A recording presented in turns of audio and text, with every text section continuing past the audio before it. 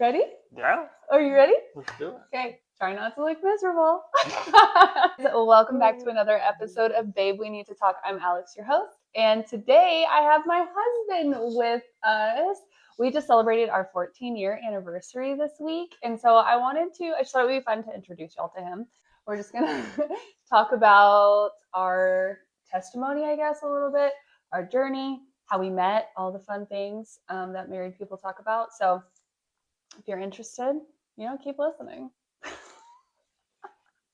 He'll be my second guest, which seems kind of wrong. I feel like you should have been my first. But if you didn't listen to the episode with Kirsten, that one was a really fun one. And I'm excited to have you on it today. Yeah. He is a big reason. Oh, sorry. I interrupted. That's okay. It might happen a lot. I'm here. I'm here for you. I love you. He's a big reason that this podcast even exists. He's literally like my biggest supporter. Anytime I'm like, have an idea, he's like, yeah, babe, do it. And helps me get it all done. So I appreciate you and I love you. I love you more. Proud of you. Thank you. Do you want to tell them how we met? We met in 5th grade.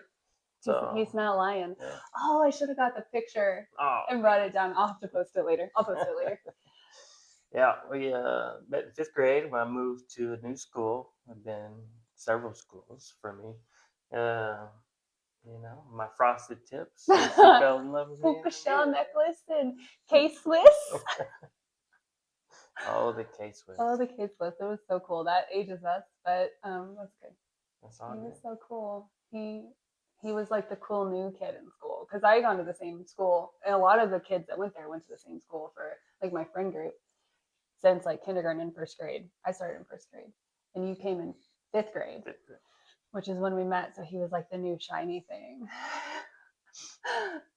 Everybody wanted to play. Yeah. And so in 5th and 6th grade, we were boyfriend, girlfriend. Mm-hmm. What did that even mean? What did we do together? We went on a lot of trips in your mom's Suburban to like the movies. And we'd sit in the back and like hold hands and lean on each other. The mall. And they were called group outings because we weren't allowed to date. See, I don't even remember like having those conversations with my parents. I just went with y'all. We went all kinds of places. We did a lot of skating at Skate Town. We got to be the cool ones out there during the couple skate, which was, that was like. That was it. That was it. That's how like you knew. And hey, look at us now. Yeah. I don't think I could skate again, but I would injure myself. We've done it a few times. We have with the kids. And our youngest, and this is crazy. Okay, so, and then, in junior high, he moved away. Yeah, so I moved a lot as a kid, so we did those 2 years at elementary school, and then we went to junior high, 7th grade, and I even switched schools in junior high, so I did a little bit at one junior high with her, and then went to another, like, charter school for, like, half the year, and then went back to that junior high, so. But then after 7th grade, we moved quite a bit further away. Like an hour and a half, 2 hours away. Yeah, it's a really small town. And that's kind of where I did a lot of my growing up, I guess. So middle school and high school. Did you, though? Nah, I mean, you don't grow up until, mid-20s? So. No. We were already married. Yeah, we did our growing up together. Literally, though, 5th and 6th grade, and then in high school, we kind of reconnected because your dad still lived here. Yeah. So I moved with my mom, after they had divorced. So we moved away and then came back. But we were we millennials, so like we got the whole transition with social media. So we started off with Amos and Messenger. Oh yeah. So that was some good times. Yeah. So in the chat rooms and whatnot. So and then MySpace. Yeah. So I think we found each other on MySpace. Mm-hmm. Everything was kind of coming up. So we had MySpace. Zynga, do you remember that? I didn't have a Zynga. You wouldn't. I was in a small town. So. Yeah. MySpace and AIM, I think, were like the two main ones when we reconnected in high school. Yeah. And you went to a little small. He graduated with how many people? 36. 36 people in his graduating class. I went to a high school that was like 5A at the time. And I graduated with like 780 people or something like that. So we had very different high school experiences. I don't even know if there was that many kids in our entire school. Probably not. But there were in my graduating class. and he would go visit his dad on weekends, and so we would hang out because I feel like we've just always been magnets to each other. Hang out and make out. Gosh, stop it. I was not saved then. It was good times though, but then he got a girlfriend that hated me, which is fair because I'd hate me too, honestly. And we didn't talk for 3 years? About 3 years we didn't talk at all. And then good old Facebook, he went and added me on Facebook and slid what now they say he slid into my DMs, but really he just messaged me on Facebook. And then back then it popped up like an aim away, like do you remember how it would pop up just at the bottom and you'd like, it wasn't like a separate app, guys. Like Facebook Messenger wasn't a thing. Like you just talked. It was crazy. Yeah. Crazy. Yeah, like a little chat box at the bottom. Yes, chat box. That's what I want. That's the word I wanted. See, you're like the other half of my brain. Oh my gosh. Yeah, I was in college. Chat box. Yeah, you were at UNT, and I remember vividly. I was at my mom's house, I think, when you messaged me. Yeah, I was at grandma's house, and I was like, I know what you want, and you can't have it. I was just like, hey, what are you up to? And she was like, I'm pregnant. Literally, that's how it went, because when he added me on Facebook, I was like, I know what he wants. Like, he must have broken up with what's-her-face, and he's trying to see if he has any chance. He doesn't. But here we are. Yeah, here we are. Married. Fought through it. So. Yeah. Well, yeah, it was quite the journey, wasn't it? It was. So whenever I told, like, literally, he said, hey, what have you been up to? And I said, not much, just pregnant. Because I wanted to nip it in the bud. And what did you do? I closed my laptop. And I went to class. I was like, oh, so I had some. You said, I remember you replying. You said something, but we didn't have like a whole conversation. No, it was pretty quick. I might have said something like, oh, that's cool. I don't remember, but it wasn't a lot. Because I went to class. I remember closing my laptop, being like, oh, I got to think before I continue this conversation. Yeah. So went to class, and I was like, you know what? Whatever. I'm just gonna talk to her, So we just started talking, and she still wasn't having it, and like she had a flat tire. So I was trying to talk to her mom too, because you gotta get in with the mom. So yeah, like, he was trying to, and my mom was trying so hard to push me towards him too. She was like, did you reply to Wesley? I think he texted you. And I was like, yeah, but hello? Like, I'm having a baby and it's not his, like, clearly, which we'll get into that story another day. Yeah. But I was pregnant. I was being very protective of my heart and my child, because I was like, boy, you ain't talked to me for 3 years and you think you're just going to come in here and win me over. And you did. Well, so we hung out once. And it was like no time had passed. And I was just like, oh my gosh. And that scared me. And so then I ghosted him, which we didn't call it that back in the day. We just called it, we don't reply to text messages. And he would literally like text me and I wouldn't reply. And then he would just copy and paste that text again and send it again. Like an hour later, like, oh, she just didn't get it. And I would be like, oh my gosh, she's so annoying. Because I was trying so hard to like have my walls up, because it scared me when we hung out. I was like, oh man, he's the same Wesley he's always been. Because I wouldn't call him Wes back then. Now I do, because I'm sometimes. Yeah. But anyway, so then I had a flat tire, like he said, and my mom was like, why don't you see if Wesley can change it? So I did. And I cooked tacos, and he changed my flat tire.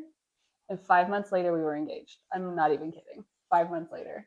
Well, we had Mason I had Mason a few months later, and Mason was about 6 weeks old when we got engaged. Yeah, because I mean, I had to be all in or not in, right? And that was kind of the decision I had to make before I continued the conversation. I was like, with the laptop closed? Yeah, I was like, once I make this decision, I'm either all in or I'm not in. So I either continue and be all in, or I back off and never talk to her, because that was who we were. So I was either be that person for her, or don't be involved, right? Because I could, there's no halfway. So nope. But not when there's a kid involved. No. And I appreciate that so much, that you took the time to like decide before you pursued, because that would have been so much harder if you were just like, oh, we'll try it. Like, you kind of made the decision. I love you. I love you. Sure. Yeah, we got engaged. It was nothing crazy. It was just at the park across the street from our house. We were walking Mason one night, and I said yes.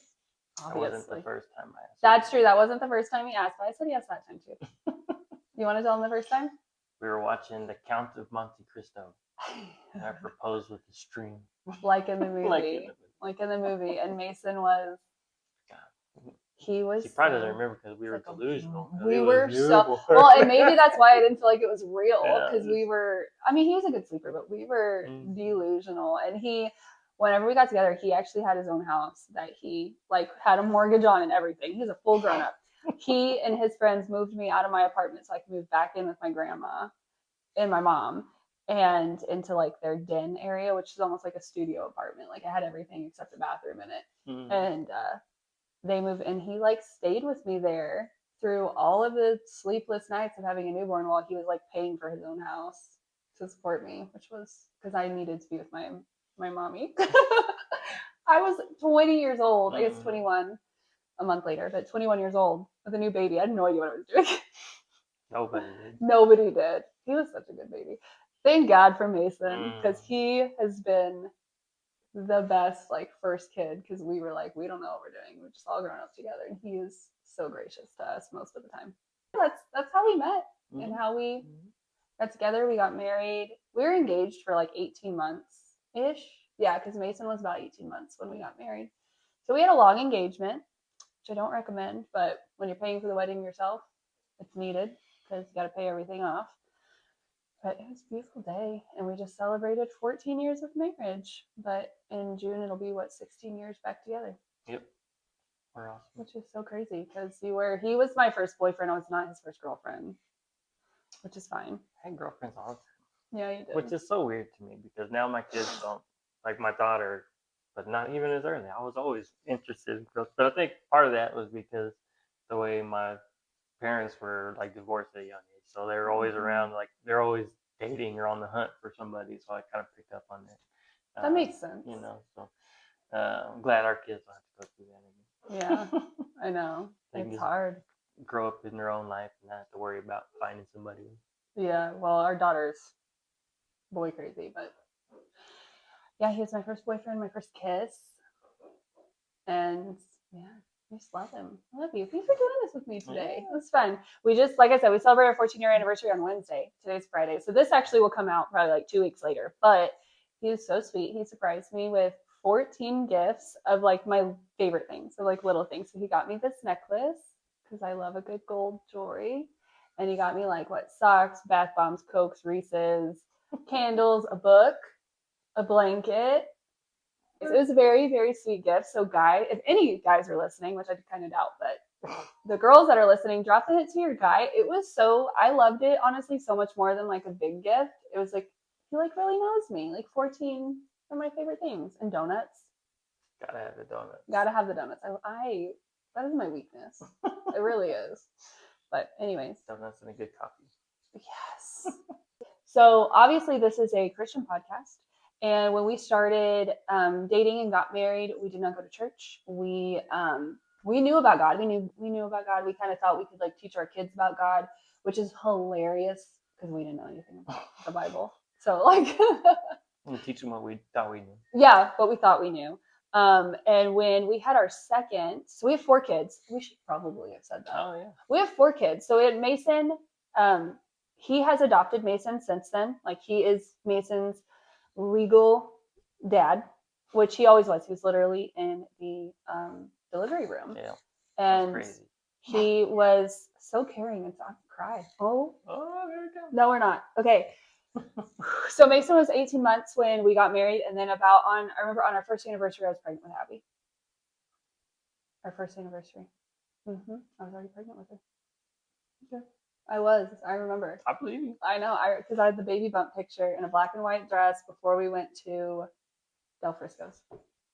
Yeah. That we had a gift card to. Duh. Yeah. Yeah, because we were poor. But I was pregnant with her, and so we had her she's, how old is she? She's 12 now. And then we thought we were done after that because it was really, really rough pregnancy, which I may share a testimony on that later. But when she was about, how old was she when we started going to church? 6 months. Yeah, she was young. Yeah, when she was young, God started, I didn't realize it was God at the time, started stirring something in my heart about finding a church and going to church because I wanted my kids to have a foundation of who God was. Like I knew that I didn't know anything about the Bible and that I knew that God existed, but that's about like the extent. I went to church on and off in high school. Like I kind of shared my personal testimony on that end on some other podcasts, so I won't go into it. But I decided for our kids, I wanted to go to church. So I brought it up to him and he was kind of against it. And not like against going to church. He was just like, didn't see the point, basically. I mean, am I wrong? Yeah. Okay. And then his dad moved out to where we live now and was like, we went to visit him and he was like, hey, there's church around the corner. I want you to go figure out the times because I want us to all go for Easter. You remember that? Mm-hmm. And we went to the wrong corner. Yeah. We were like, there was nothing out here back then. And we were like, what? Googled church. We literally Googled church. And the first one that popped up was actually a church plant that met inside of a daycare. And we didn't realize that. We just they had a big sign outside. We were like, cool, that's it. This is their times. We'll go. And the first message was about being all in with God. Do you remember? It's okay if you don't. No. It was about being all in with God, even though it was an Easter service. It wasn't an Easter service, if that makes sense. Yeah. Which your dad did not like. No, he did not like that. I went to church. He was like, I want to talk about Jesus' resurrection.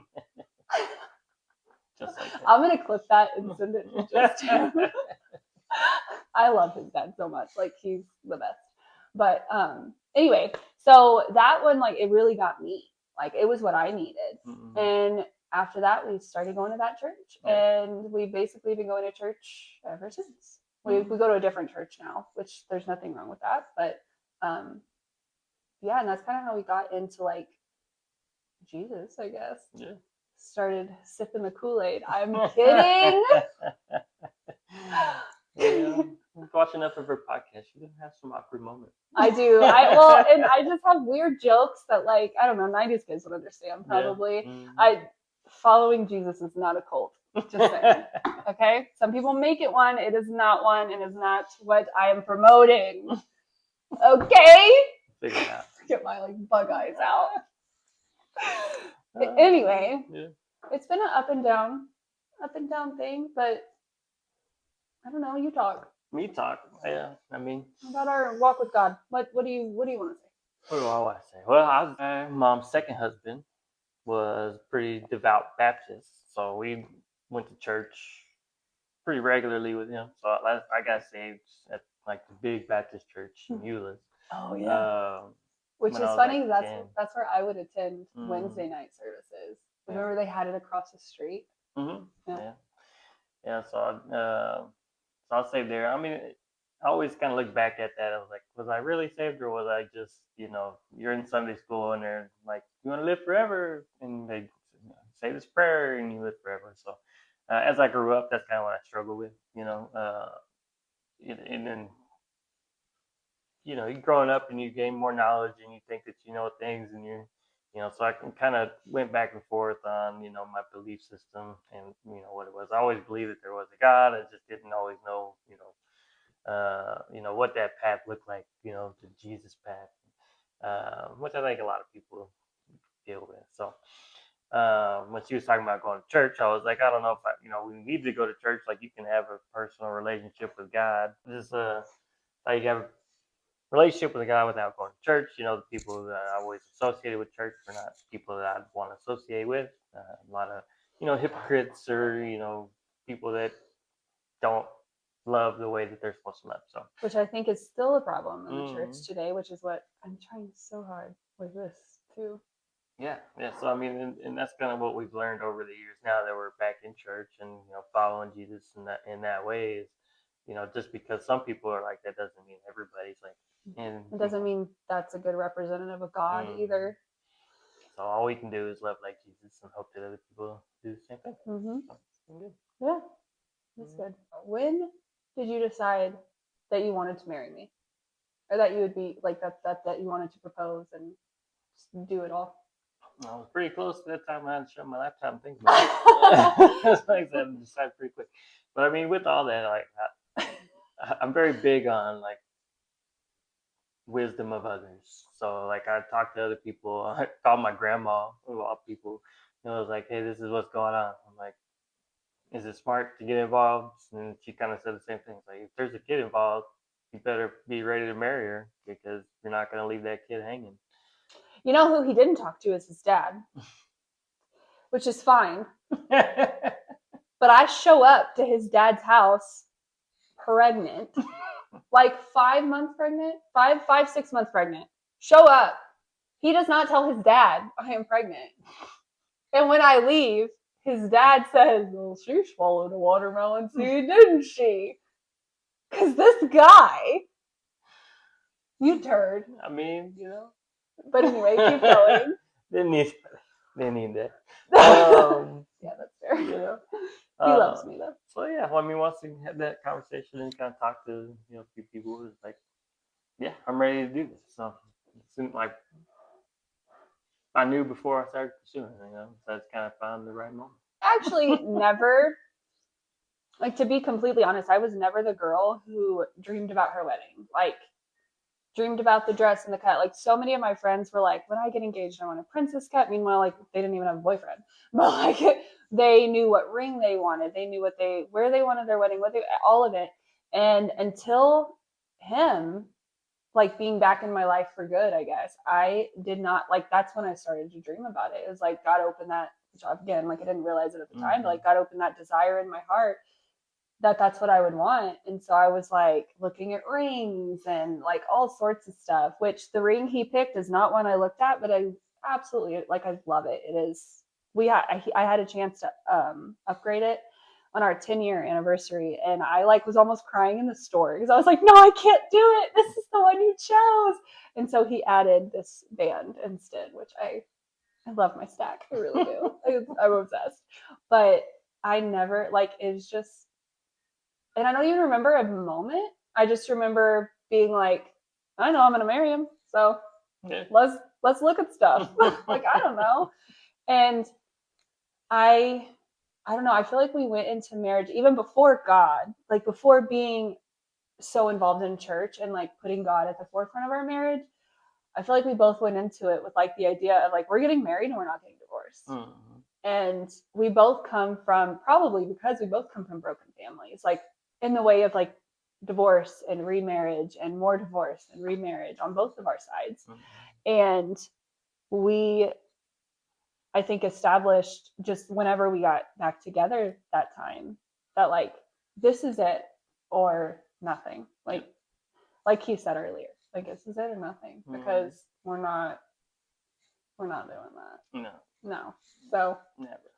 And then once we started going to church and learned God's design for marriage and to put God first and that it's God, spouse, kids, and then everything else, like, it made that decision even easier. Like, every fight, every hard thing, it's just like, well, it is a decision, right? And I think that's why, personally, a lot of marriages fail, is because everybody has an option, or they think they have an option. So, and then, because it's really easy to choose that option when you think it's an option, right? And that's not to say like adultery, abuse, all like those. That's not what we're talking about here at all. So please know that before we continue.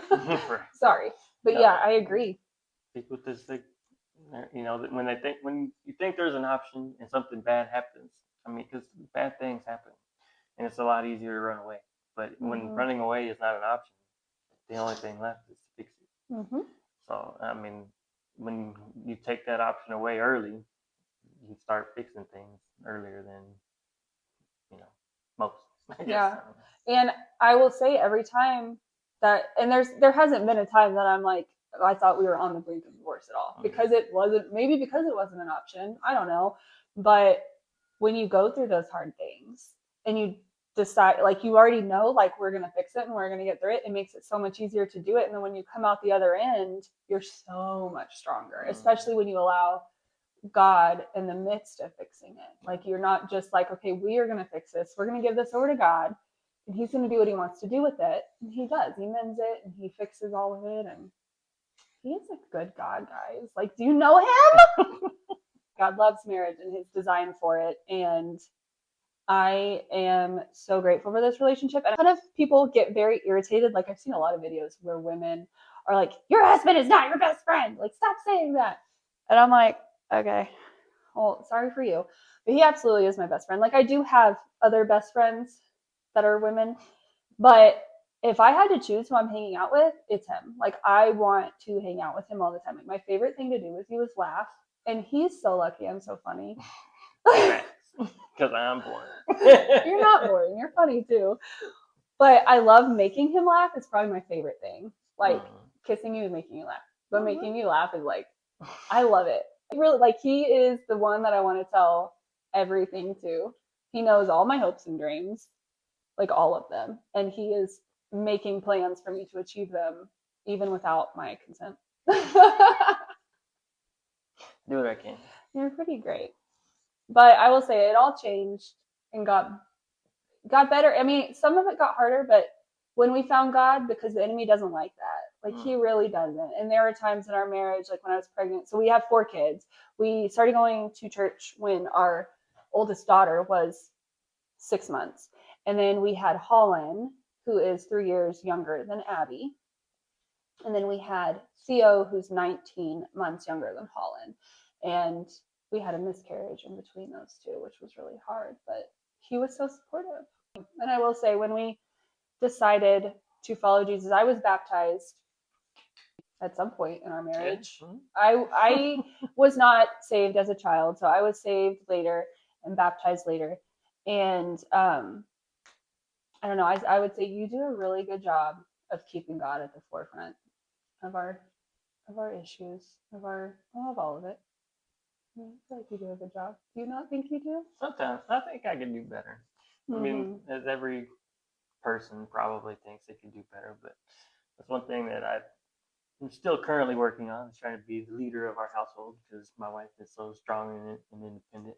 But she does such a great job of managing our household. So that's what, usually letting her take lead on things comes a little bit easier. So I'm still working on, some of that piece of it. But I do, point us back to God when we are going through those struggles. Yeah, Because, I think that's kind of what I meant. Of like, when you're good about us taking it to God and stuff. And I mean, when I was pregnant with Holland, I feel like that was one of the hardest times of our marriage. Like, we weren't syncing up well or something. Like, I remember one of our biggest fights was about baths for the kids. Do you remember that? And it was just so silly. Like, looking back now, we have such a better routine. We communicate so much better. And I am so grateful for how far we've come, because I have so much fun with him, and we enjoy each other so much. But that doesn't mean it's always been easy, I mean, to get to 14 years of marriage, which I obviously, like, I'm hoping for a lot longer, but 14 years is a lot. We've been together 16 and feel like we've both grown so much. Our prefrontal cortexes have finally gotten where they need to be. Where they need to be. Okay, do you want to do a fun little game? Yes. Okay, so I have some like silly like rapid fire questions, and we're just gonna point at whoever we think it is. Does that sound good? Yeah. Yeah? Okay. Am I supposed to look at you? We can look at the camera and do it. All right. Well, we'll just look at the camera, because I have to read them, so I can't close my eyes, because I'm not that good. God, I'm not that amazing. I can read with my eyes closed. Listen, guys, I love sharing about Jesus, but my brain sometimes, like, I'll be talking and then the sentence just goes away, and I'm like, where'd it go? I don't know. And so thanks for sticking with me. Anyway. Okay, so who said I love you first? Really? I thought it was you. I'm just pointing. It probably was me. Okay. Who gets more emotional? Who cooks more? I feel like that's even. Yeah. I really feel like that's even. He will make big breakfast on the weekends, and oh my God, it is my love language. I don't think there's ever you do more than me, or vice versa on the cooking part. I don't think so either. I feel like we're really good about it, and we cook together a lot. Yeah. Which is I feel like it's so cool to watch. I like that's one of the things that I hope our kids look at and like see how well oiled we are together sometimes, because I feel like in the kitchen we're really good together. Yeah. Don't be dirty. Okay, who spends more? Really? Yeah. You think you spend more? You spend more on some like personal stuff, but I definitely spend more money on like big ticket items probably. I love this answer. That makes me feel better. Who's the stricter parent? Who's more stubborn? I feel like that's even. I feel I can be pretty stubborn, but she's definitely more. Who usually says I'm sorry first? Me. First. It's first. I have more reasons to be sorry. Usually. I'm a guy. Really, let's be really real right now. There are some times that we'll fight and I'll look at him and I'll go, can we just get to the part where you say I'm sorry? Okay, we're about to be done. We're about to close. But I wanted to see if there's any advice that you would give to newlyweds. Like if Mason is getting married, what advice would you give him? Put it that way. Leaving is not an option. Number one. And find ways to have fun together. I like that. Find ways to laugh. I really love laughing with you. It is one of my favorite things. It really is. I know I already said that, but I'm good. I like that. What about you? I'm going to look at it as if I was talking to Abby. Okay. I think one of my biggest pieces of advice, which I've not always followed, and I wish I had, is to, when you have a problem with your husband, take it to God and take it to your husband, not to outside counsel first. Like, I'm not saying that you shouldn't have outside counsel in your marriage. I absolutely think that you should. But I think that if you have an issue with your husband, you should go to God and your husband and try to resolve it there first. And then get outside help. But don't be afraid of getting outside help. So it's kind of like weird advice. But no, I really think that, I have struggled with it, and I think that women struggle with it. Like, I'm mad at you, and instead of telling you or God, I'm going to go tell my friend, and she's going to fire me up and fuel my fire and be like, yeah, you're right. I'm not saying that you shouldn't have counsel. That's not what I'm saying. But I do think that we all need to be better about taking it to God. Like, hey, my husband upset me, and this is what he did. And I'd love if you fixed it. And then going to your husband and saying, hey, this really hurt. Like, I don't like that this occurred, and let him fix it before getting angrier. Yeah. So I think that's one of the pieces of advice I would give. Yeah. I like that. Anyway, well, thank you so much for doing this with me. This was so fun. I love you. We'll have to do another one later on. Yeah. It's more like biblical marriage advice or something. But I wanted y'all to get to know my husband because he's pretty great, and he's a huge reason that this page exists at all, because I am big on like having ideas and not executing them, and he's big on making me execute them. So I appreciate you. Anyways, if you do not follow us on social media, go follow us at what's my thing? At Babe We Need to Talk on Instagram and TikTok, and then Babe.We Need to Talk on YouTube. And like and subscribe. Comment. Let us know what you thought of this episode. We hope that you enjoyed it and that you got to know us a little bit better. But y'all have a great Monday, babes. Bye.